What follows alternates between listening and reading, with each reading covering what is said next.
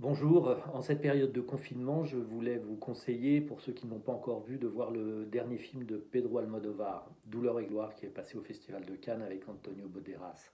C'est un film très très beau sur la difficulté de créer, qui est un portrait, c'est un film qui a un vrai portrait intime du cinéaste euh, et qui nous plonge dans la manière de créer, dans sa vie au quotidien, dans la manière dont son corps réagit et dont la douleur fait partie de la création finalement, mais qu'elle soit physique ou sentimentale d'ailleurs. Ce qui fait que le film, comme ça, plus il avance et plus il devient absolument sublime et très très touchant. Donc c'est un film à découvrir pour ceux qui ne l'ont pas encore vu.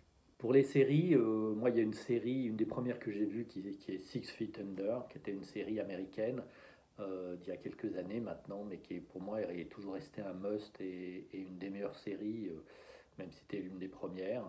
Et puis récemment, j'ai découvert Big Little Lies, cette série assez particulière au début parce qu'elle trace le portrait comme ça d'une galerie de personnages féminins en Amérique, vers San Francisco, et des femmes qui n'ont pas de problèmes financiers, qui pourraient avoir une vie assez superficielle, et finalement, on rentre dans leur intimité, on rentre dans leurs histoires à travers leurs enfants, et ça devient vraiment très très intéressant, et les comédiennes sont formidables, et j'ai eu beaucoup de plaisir à retrouver Nicole Kidman, qui malgré, je dirais, une chirurgie esthétique très présente, ne nuit pas à l'émotion du personnage, et ça devient extrêmement profond et émouvant.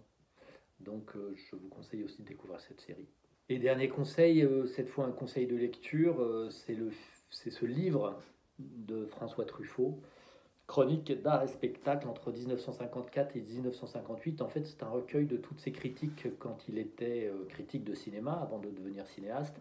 Et on s'aperçoit qu'il avait vraiment la dent dure, qu'il avait beaucoup d'esprit. On s'aperçoit aussi que les critiques avaient du temps pour donner leur avis, et que c'était pas des petites notules de 3-4 lignes pour encenser ou tuer un film. Voilà, en tout cas, ça se lit comme vous pouvez en lire des petits bouts comme ça tous les jours, tous les soirs. C'est pas un roman, et donc on peut lire des feuilles, revenir, passer. C'est très enrichissant et très amusant de lire ça aujourd'hui.